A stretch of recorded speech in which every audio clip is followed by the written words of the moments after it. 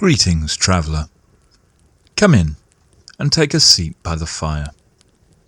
Today we will be continuing our latest tale together. At the very heart of mankind's greatest civilization, deception has opened the door, but the truth will soon lock it tight behind you once more. Getting in was the easy part. The Closing Net. Part 2. Saja Bannock sits, lidded eyes staring down at the hands laying upon her lap. Her palms are creased and calloused from countless sparring and drills. It had started with the spear, when she was barely old enough to join up. At least, she had told the recruiter she was old enough. 3 long years of fighting against the mustered militias of rival barons earned her first rank insignia.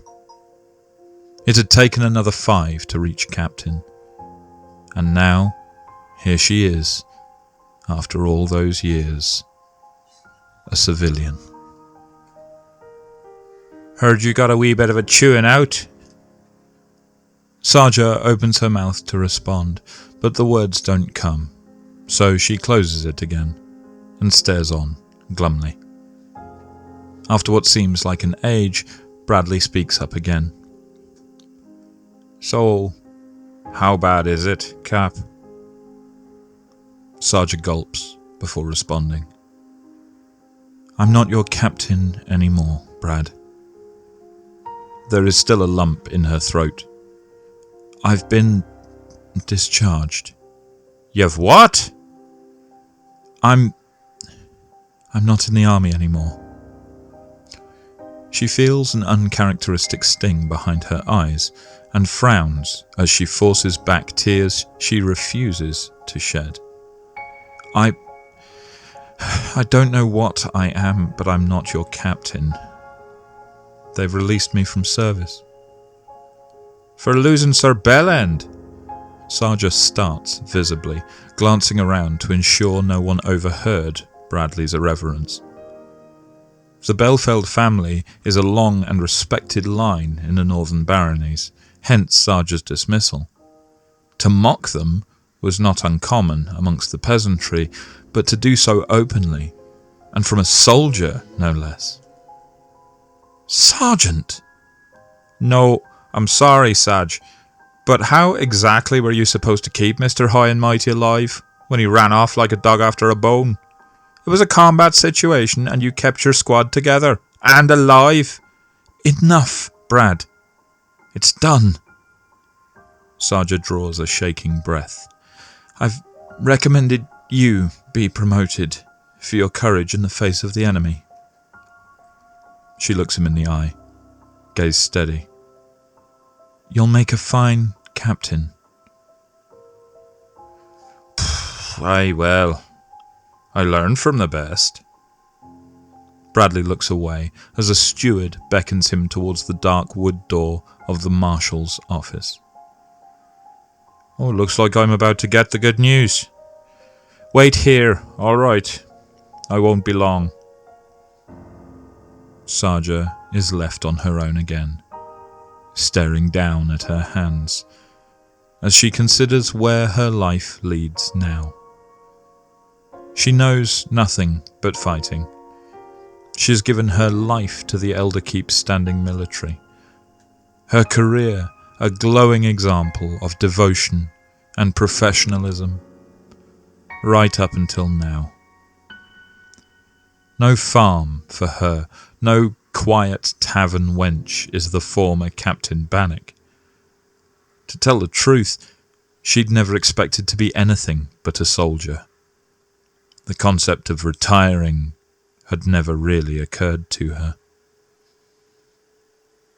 Bradley is gone only a few moments.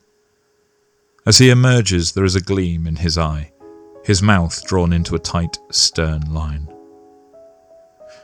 Congratulations, Captain Conan. Aye, yeah, thank you kindly. Bradley nods tersely, then turns to the steward standing outside the door. The Marshal requested not to be disturbed.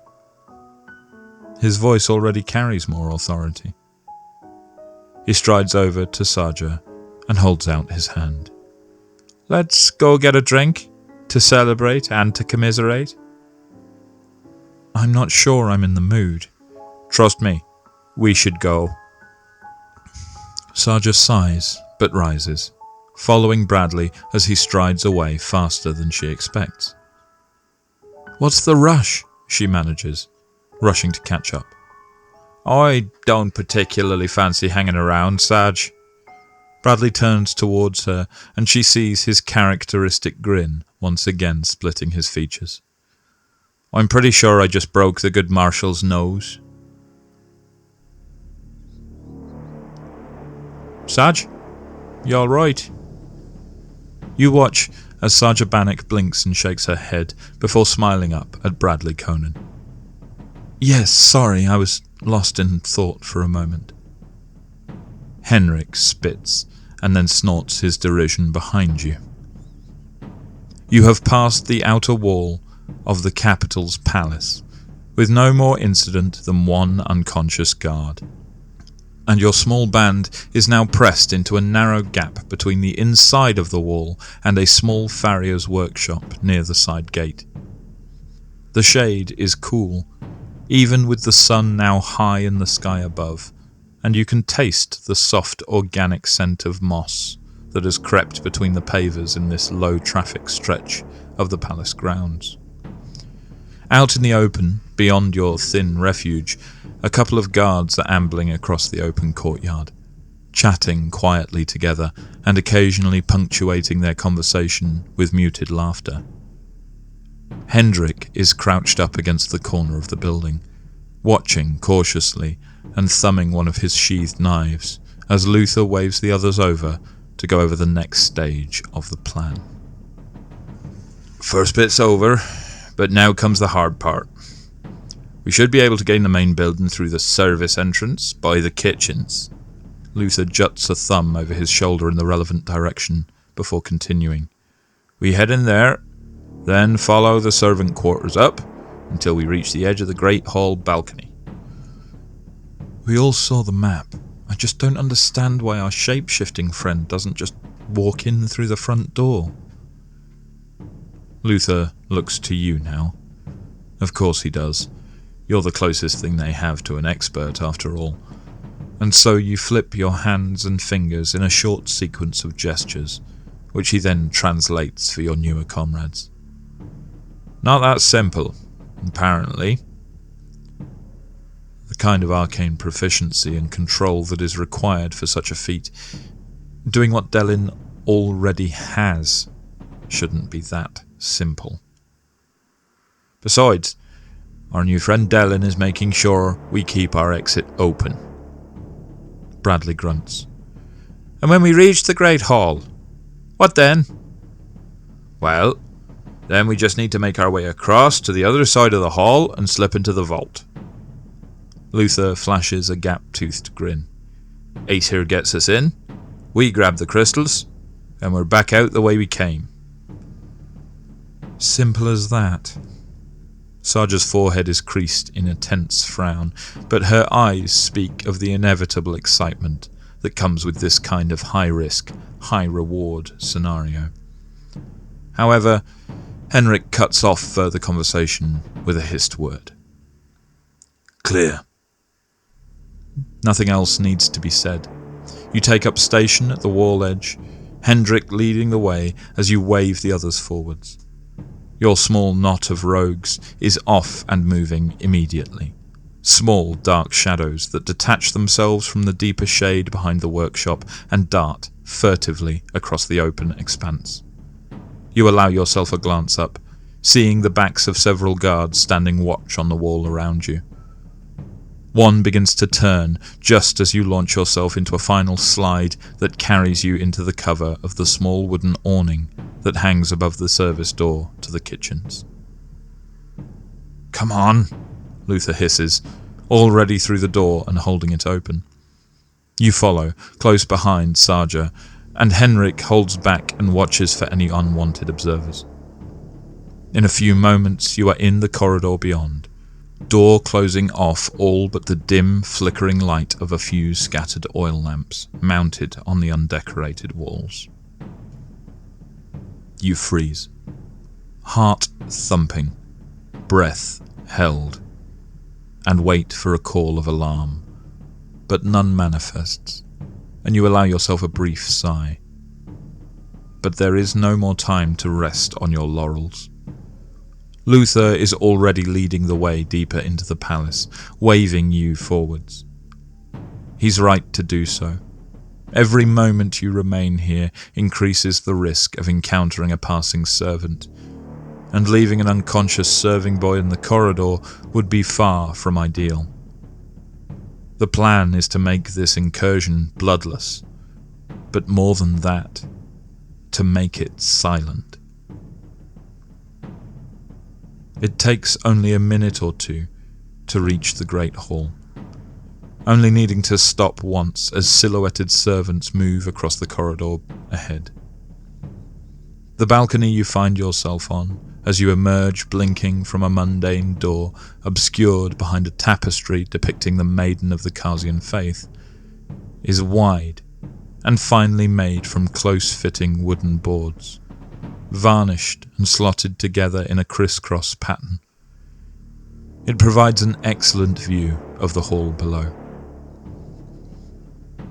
You sidle up to the balcony railing as your compatriots emerge behind you, and look down on the wide open room, rising from a finely tiled marble floor, lifting vaulted arches over your head from which finely carved wooden panels are suspended, emblazoned each with beautifully rendered heraldry, interspersed with depictions of a multitude of mighty acts attributed to the noble Caspid bloodline.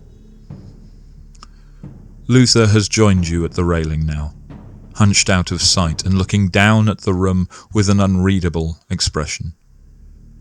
Below, in the centre of the wall furthest from the massive main doors, the seat of power for the entirety of the Khazian Empire rests on a grand marble dais, overlooking the huge banquet tables that flank the rest of the room.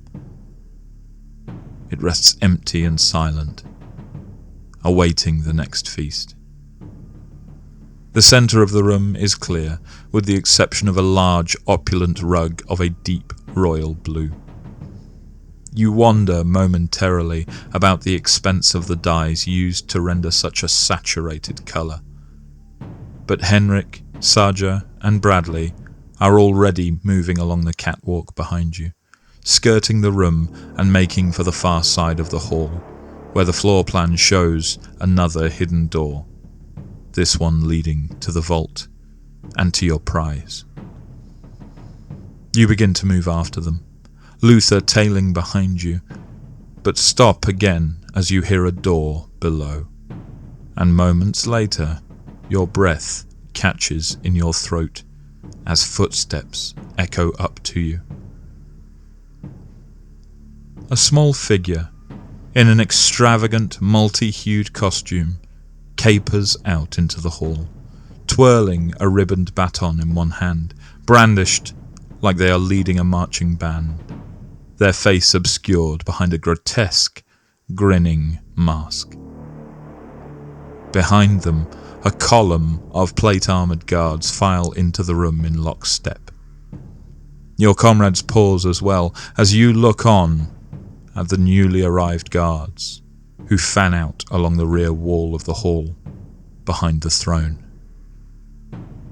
And then, a small figure in a heavy velvet cloak strolls into view.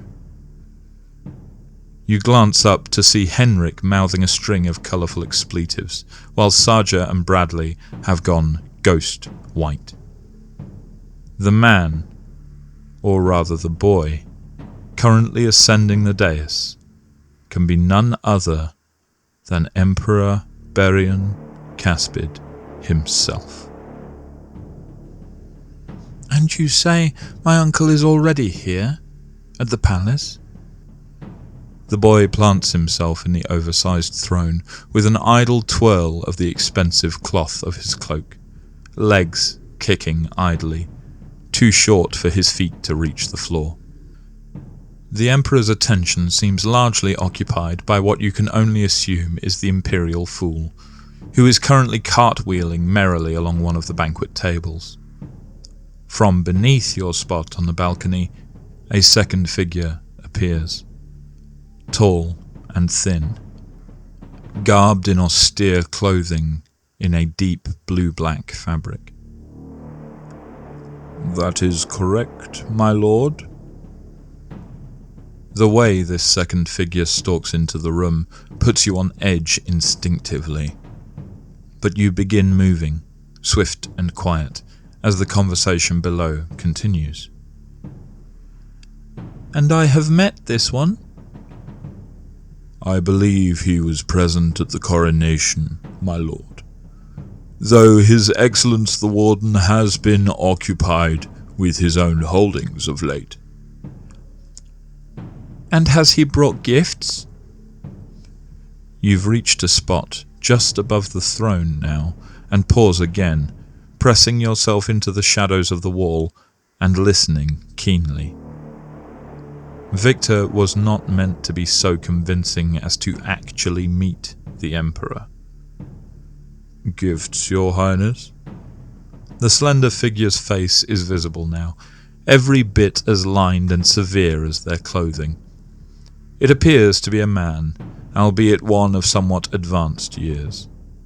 "His Excellence has barely survived the recent fall of his charge, my lord. Perhaps a degree of sympathy and patience are in order." The boy king pouts, audibly, below you, as you continue your journey along the balcony. Ahead, Henrik has reached the tapestry in question and is crouched in front of the door behind it, attempting to pick the lock while Bradley holds the heavy cloth aside. "Besides, my lord, your uncle has already been through much." You and Luther reach the others just as the lock gives way with a faint click. "Why, we have even caught someone attempting to impersonate him this very morning." Your blood turns to ice in your veins. Henrik casts you a look of alarm, his normally downcast features betraying an uncharacteristic sense of horror as Luther bites his own hand to stop a gasp of surprise. "Wait, really?" "Yes, my lord. The cad made it all the way into the palace before we realized." The jester is perched on the end of one of the tables now, throwing their baton in the air and catching it with a self-amused giggle, slightly muffled by the mask. "Had your uncle not returned, we may not have found out at all." "But what about the guards?" The boy sounds slightly panicked now, and rumours of the young emperor's paranoia spring to your mind, fighting for space with the clamour of concern for Victor. "I have already made arrangements for their punishment, sire. Rest assured, you are quite safe." "This impostor must be punished. My people must know I will not stand for such an invasion." "Yes, my lord. A public execution, perhaps, or—" Your vision is swimming as you listen on, mere feet from the corridor that leads to the vault and to your target. "Bring him to me!" The boy's voice is becoming more shrill now, his panic masking itself behind indignancy. "I want to kill him!" "Such a display would be unbecoming of a ruler, my lord, and the risk of injury, no matter how unlikely—" "Then let Fool do it!" The jester stops his juggling abruptly, mid-throw, the baton clattering to the marble floor as they turn their mask towards the throne, head cocked. The boy continues on, clearly enjoying the idea. Yes, let my jester kill the impostor. That's humiliating, isn't it? The young emperor is on his feet now, robed arms waving in enthusiasm. Fool can kill him, and then anyone else who breaks in will know. Even the imperial jester is strong enough to deal with any threat to me. Any threat! The fool has dropped down off the edge of the table now, skipping and cartwheeling over to the emperor, strange muffled laughter echoing from the grimacing mask. It is an unsettling sound, like the guttering of madness itself, and you wince as the fool dances a merry jig around the young emperor, who claps happily at the strange thing's enthusiasm. You feel Luther's hand on your elbow, and you allow him to pull you into the open corridor, as the insane laughter of a child tyrant echoes behind you.